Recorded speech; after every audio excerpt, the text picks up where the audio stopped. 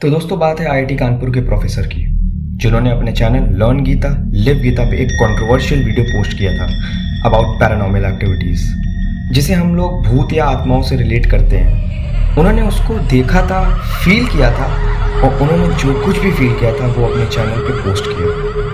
पर कुछ दिनों बाद ही जब कंट्रोवर्सी काफ़ी बढ़ने लगी तो उन्होंने इस वीडियो को प्राइवेट कर दिया। तो क्या सच है कि पैरानॉर्मल एक्टिविटीज़ यानी सो कॉल्ड भूत जैसी कोई चीज़ होती है? क्योंकि जब इतने एजुकेटेड लोग इस चीज़ को क्लेम करते हैं तो ये सच भी लगने लगता है। इंडियन पैरानॉर्मल सोसाइटी की बुनियाद रखने और देश दुनिया के 6000 से ज्यादा हॉन्टेड प्लेस की तफ्तीश करने वाले 32 साल के गौरव तिवारी की दिल्ली में उन्हीं के घर में रहस्यमयी तरीके से मौत हो गई। वो भूत से डर लगता है? क्या आप भूतों को मानते हैं?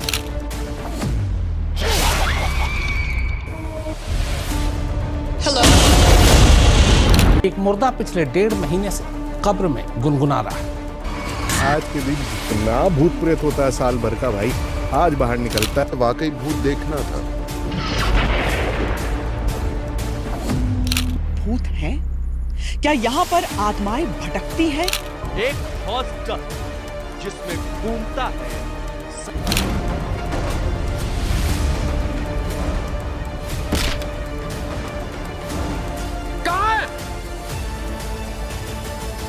छिपा हुआ है।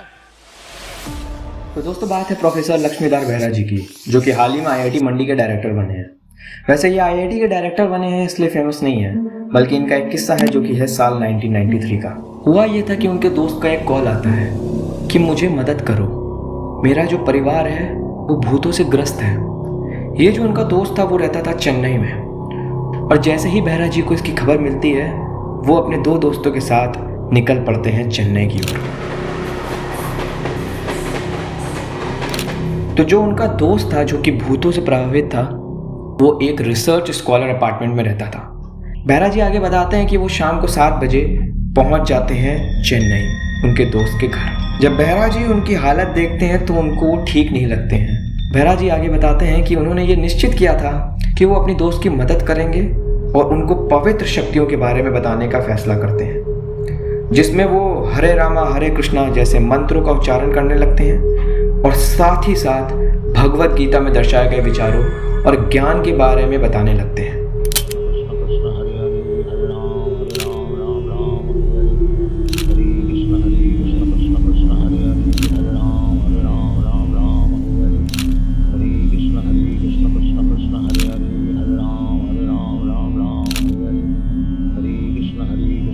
ये चीज़ चलती है करीबन 10 से 15 मिनट और वो अचानक देखते हैं कि उनके दोस्त के पिता, जो कि बहुत बूढ़े और काफ़ी छोटे कद के थे और बड़ी मुश्किल से वो चल पाते थे, वो अचानक से उनके हाथ पर उठने लगे और वो भयानक तरीके से नाचने लगे और उनका जो सर था वो छत को छूने लगा। बेहरा जी बताते हैं कि उनकी दोस्त की माँ और पत्नी में भी ये बुरी आत्मा समा गई थी और करीब 45 मिनट तक मंत्रों के उच्चारण के बाद वो बताते हैं कि वो आत्मा भाग गई। वैसे दोस्तों आपको लग रहा होगा कि इनकी क्वालिफिकेशंस क्या है, पर दोस्तों आप चौंक जाएंगे जब आप इनकी क्वालिफिकेशंस को देखेंगे। तो जो इनकी क्वालिफिकेशंस हैं, उन्होंने BSc and MSc in engineering किया था national institute of technology Rourkela, और उन्होंने फर्दर अपनी स्टडीज़ करी है पीएचडी जो कि है आईआईटी दिल्ली से, और फिर उन्होंने अपना पोस्ट डॉक्टरल स्टडीज़ की थी evolutionary computation and multi agent systems from German national centre of information technology जो कि है जर्मनी में। और बेहरा जी आईआईटी मंडी के डायरेक्टर के साथ साथ आईआईटी कानपुर के इलेक्ट्रिकल इंजीनियर के डिपार्टमेंट में प्रोफेसर भी रह चुके हैं, और ये स्पेशलाइज्ड है रोबोटिक्स एंड आर्टिफिशियल इंटेलिजेंस में, और ये हेड करते हैं इंटेलिजेंट सिस्टम्स एंड कंट्रोल, जिसको हम लोग इस्कॉन कहते हैं, और वो एक्सटेंसिवली फोकस करते हैं development of automation solutions to industrial and domestic problems. मतलब जितनी भी इंडस्ट्रियल एंड डोमेस्टिक से रिलेटेड प्रॉब्लम्स थी उसको ये सुपरवाइज करते थे, और जो इनकी लैब थी वो स्पेशलाइज थी classical, modern, robust and intelligent control of robotic systems. और यही नहीं, जो इनका ये स्कॉन लैब है वो इतना ज़्यादा डेवलप हो चुका है कि इन्होंने एक डेवलप किया है course on control of cyber physical systems and intelligent systems and control, और इन्होंने मोबाइल रोबोटिक्स और cooperative robotics for university of Ulster जो कि है यूनाइटेड किंगडम में, बेहरा जी ने गाइड किए हैं 65 पोस्ट ग्रेजुएट स्टूडेंट्स को, 32 डॉक्टरल स्टूडेंट्स को और हेड किया है 30 प्रोजेक्ट्स और उन्हें 2000 से ज़्यादा बार मेंशन किया गया है और उनका टोटल ऑफ 307 पब्लिकेशंस हैं। तो दोस्तों आप देख सकते हैं कि इनकी एजुकेशन क्या है, लेकिन इतनी क्वालिफिकेशंस के बाद भी क्या ये सब सच है? काफ़ी लोग कह सकते हैं कि उन्होंने ये कहानी इसलिए बताई क्योंकि उन्हें पब्लिसिटी चाहिए थी, पर अगर उन्हें पब्लिसिटी ही चाहिए होती तो वो अपने वीडियो कभी प्राइवेट ही ना करते। खूब यूट्यूब में व्यूज़ आते हैं और खूब पैसा कमा सकते थे वो। बेहरा जी कहते हैं कि घोस्ट रियलिटी में होते हैं, पर ये जो चीज़ बेहरा जी की थी कि घोस्ट होते हैं, ये पूरा एक झूठ था, क्योंकि घोस्ट नाम की कोई चीज़ होती ही नहीं है। ये एक बनी बनाई चीज़ें हैं।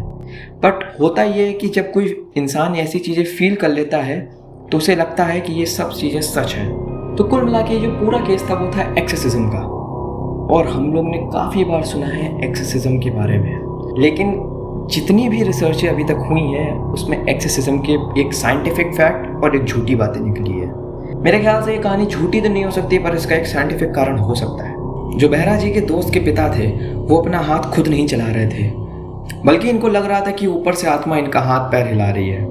बट एक्चुअली में यहाँ पे एक मेंटल डिसऑर्डर होता है जिसको कहते हैं हम लोग इडियोमोटर इफेक्ट। तो दोस्तों आप इडियोमोटर इफेक्ट को आप अपने साथ भी फील कर सकते हैं। जब आप बिस्तर पे सोने जाते हैं और सोने से कुछ ही मिनट पहले आपको मानो ऐसा फीलिंग आता है कि आप कहीं से गिर गए हो। इस फिनोमेना का नाम दिया गया है हाइप्निक जर्क। इडियोमोटर इफेक्ट और हाइप्निक जर्क डिफरेंट हैं, पर लगभग सेम ही कह सकते हैं आप। हाइप्निक जर्क आपको तब होता है जब आप नींद में हैं, पर इडियोमोटर इफेक्ट आपको तब होता है जब आप जाग रहे हो। तो दोस्तों बेहरा जी का क्या और उनके दोस्तों का क्या, जिन्हें सच में पैरानॉर्मल एक्टिविटीज़ फील हुई थी और दिखी भी थी, उनको सच में ये दिख रहे थे कि उनके पिता उड़ रहे हैं, उसका क्या?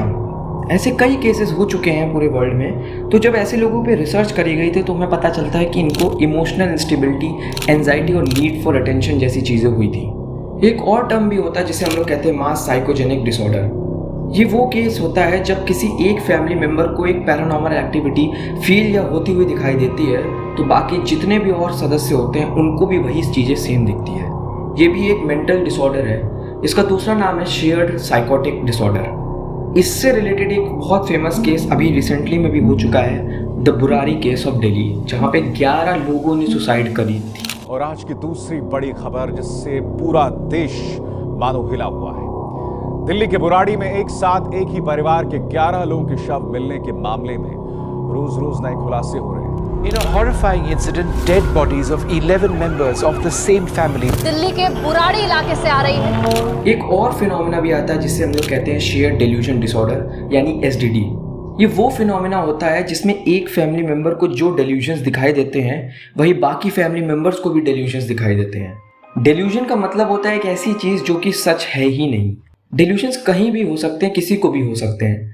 वो आपको भी हो सकते हैं अगर आपके अंदर एंजाइटी है, स्लीप प्रॉपर्ली नहीं ले रहे हैं, डिप्रेशन है या फिर नेगेटिव थॉट्स है किसी चीज़ को लेके।